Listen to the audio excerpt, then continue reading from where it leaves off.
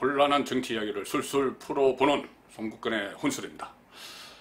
지금 국회가 상당히 혼란스럽습니다. 지금 연 며칠째 밤낮으로 대치를 하고 있고, 뭐 빠루, 소위 말하는 빠루, 망치 이런 것이 동원이 되고 욕설이 난무하고 또 폭력이 있고 들것이 실려나가고 여러 가지 안 좋은 모습들이 상당히 많습니다. 저도 국회를 상당히 오래 출입을 했습니다. 88년도, 그러니까 13대 국회부터 쭉 출입을 했었는데 여러 가지 국회 폭력 사태를 많이 봤죠. 뭐 대치 국면도 많이 봤고 또 어떤 도구가 사용되는 이런 모습들 뭐 많이 봤지만, 일단 그 고비가 넘기면은 여야가 언제 그리는 듯이 딱 풀었습니다. 그런데 지금 진행되고 있는 패스트 트랙 지정을 둘러싸고 대치하는 이 전국은 여야가 끝나자고 그래서 끝나지 않을 수가 있습니다. 왜 그러냐면은 여야가 지금 고소 고발전을 벌이고 있죠. 무차별적입니다. 국회에서 해결을 못하니까는 사법부로 해결해 달라고 넘기는 거나 마찬가지죠. 자, 그렇다면은 국회에서 정치적으로 해결한다고 사법부도 그래 뭐 합의했으니까 잘 지낸다고 했으니까는 그만두자 이렇게 할까요?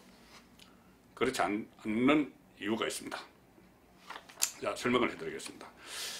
지금 서로 이 패스트 트랙 지정 둘러싼 몸싸움 이 과정에서 고소고발한 국회의원들, 양쪽이 여야가 서로 고소고발한 국회의원들을 연인원으로 따지면 100명이 넘어가고 있습니다. 전체 300명 중에서 연인원입니다. 어떤 사람은 2군데, 3군데 걸린 것도 있죠.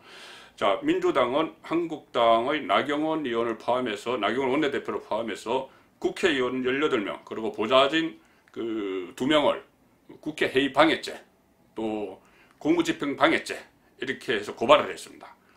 정의당, 법여권에 속하죠. 정의당은 한국당 국회의원을 무려 40명을 고발을 했고요. 보좌관 2명도 같이 고발했습니다. 자, 이에 맞서서 한국당은 민주당 홍영표 원내대표를 비롯해서 현역 국회의원 17명을 공동상해 혐의로 고발을 했습니다. 공동상해, 같이 폭력을 행사했다는 이야기죠. 그 회장 진입을 막기 위해서, 회장에 진입하기 위해서 민주당은 그렇게 고발을 했고, 또 한국당은 이것과 별개로 의원 사보임, 특위위원 사보임을 허락한 또는 신청한 김관영 바른미래당 원내대표와 문희상 국회의장을 직권남용으로 또 고발을 했습니다. 이에서 끝난 것이 아니죠. 계속 이어질 겁니다. 고소고발전이요. 민주당은 당장 2차 고발자 명단을 추리고 있고 한 20명 정도 또 고발하겠다 이렇게 하고 있고요. 이것과 별개로 이해찬 대표가 직접 몸으로 뛰고 있습니다. 현장에서, 충돌하는 현장에서. 그래서 이해찬 대표가 본인이 직접 휴대폰 카메라로 한국당 의원들이 불법 행위를 하는 것을, 또 한국당 사람들이라고 표현했습니다. 의원 외에 보좌진도 있겠죠. 한 30장을 찍었다. 한 30장 찍어놨다. 이것을 내가 직접 내 이름으로 고발하겠다. 이렇게 이야기를 했고요. 또 나경원 원내대표는 이렇게 이야기했습니다. 국회의원들뿐이 아니고 진단서, 내가 다쳤다. 민주당과 충돌 과정에서 다쳤다. 그래서 진단서를 제출한 한국당 보좌진 참모들만, 국회의원 참모만 27명이다. 그래서 우리가 다시 추가로 고발할, 특히 민주당 현역 의원들을 겨냥했겠죠. 추가로 고발할 대상자들을 지금 또 추려내고 있다. 이렇게 이야기했습니다. 여기다가 고소고발에 청와대까지 고소고발을 한 이 여론전에 청와대까지 가세를 했습니다. 조국 민정수석, 법대 교수 출신이죠. 페이스북에 글을 올려서 지금 국회법 제165조, 166조, 또 공직선거법 19조, 형법 136조, 141조 이것을 쭉 소개하는 글을 올렸습니다.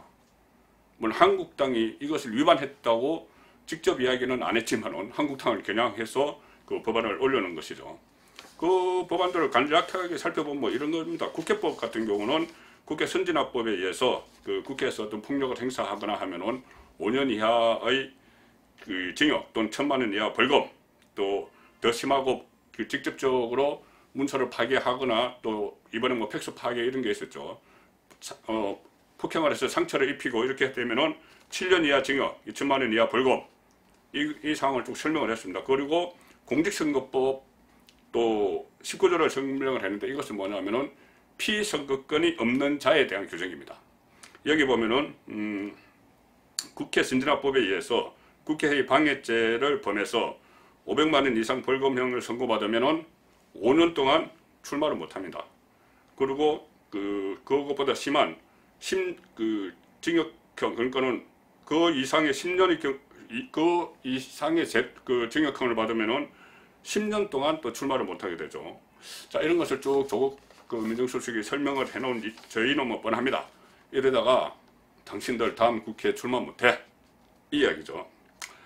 자, 보통 정치 사건, 특히 선거 과정에서 일어난 고소고발 사건, 이 사건들은 선거가 끝나면은 서로 쌍방이 뭐 좋은 게 좋은 거다 해서 쌍방 합의하에 다 취하를 합니다. 취하를 하는데 지금은 양쪽이 단단히 벼르고 있습니다. 이게 단순히 정치적 제스처가 아니다, 끝까지 간다, 이 양쪽이 다 민주당도 그렇고 한국당도 그렇고 끝까지 간다, 이렇게 주장을 하고 있습니다. 그리고 이것은 상대의 일방적인 어떤 결의를 다지는 그런 말이기도 하지만, 그런 말일 수도 있지만은 외부 상황을 보면은 양쪽이 만약에 합의를 해도 그대로 가기에는 어려운 상황이 하나 있습니다. 자, 그동안 제가 조금 전에 말씀드린 선거 때 오고 간 고소고발 사건은 선거가 끝나면 취하를 한다고 그랬죠. 그때 일어나는 고소고발 사건은 선거 직전에 일어나는 겁니다. 선거 직전에 일어나서 선거가 딱 끝나고 나면은 뭐 승패가 딱 갈리고 나면은 서로 취하를 하죠. 그런데 지금 일어나는 고소고발 사건은 선거 1년 전입니다. 1년 전인데 이것이 선거를 점점 임박해 올수록 서로 취하해서 물러서기 어려운 상황이 되는 거죠. 그렇다면은 고소고발장을 접수한 사법기관에서는 절차를 진행시키겠죠. 그리고 또 하나 중요한 것이 있습니다. 국회 선진화법 위반은 반의사 불벌죄입니다. 그러니까 피해자가 처벌을 원하지 않으면 처벌하지 않는 죄가, 그러니까 반의사 불벌죄가 아니죠. 피해자가 처벌을 원하지 않으면 처벌하지 않는 죄가 아니기 때문에 여야 지도부가 나중에 고소고발을 취하해도 수사는 진행되는 것이죠. 그렇게 되면 칼자루는 국회 차원을 떠나버리게 됩니다. 자, 그렇다면 앞으로 검찰이나 법원으로 이것이 갔을 때 사법당국에서 어떻게 판단을 할까요? 여태까지 국회 선진화법이 제정된 지 7년이 됐는데 7년 동안 이 사건으로 처벌된 사례가 단 한 건도 없습니다. 그리고 민주당 의원들에 대해서 공동상해죄로 고발을 하고 국회의장에 대해서 직권남용죄, 특히 특위위원 사보임 문제를 놓고 직권남용죄로 고발한 사례도 없습니다. 그렇기 때문에 이것이 지금부터 법원으로 넘어갔을 때 검찰 수사나 법원 재판 과정에서 어떤 새로운 가이드라인을 세우게 되는 그런 상황이 오게 되는 것이죠. 그러면 이것을 국회 차원에서 보면은 국회에서는 물론 이렇게 이야기합니다. 이것은 우리가 서로 고도로 계산된 정치적인 행위였기 때문에 정치적으로도 문제를 풀 수 있다. 그러니까 처벌하기 어려울 것이다. 그런 의견이 있지만은 지금까지 말씀드린 대로 정치권에서 스스로 문제를 풀지 못하고 검찰과 법원 이쪽으로 일단 사안이 옮겨가면은 정치권도 어쩌지 못하는 상황이 됩니다.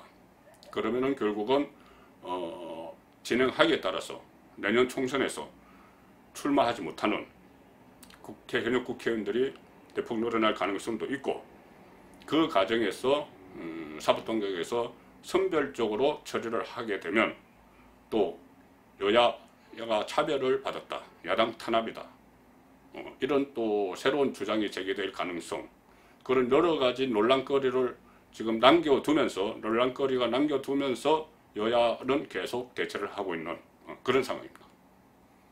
송국근의 혼술이었습니다.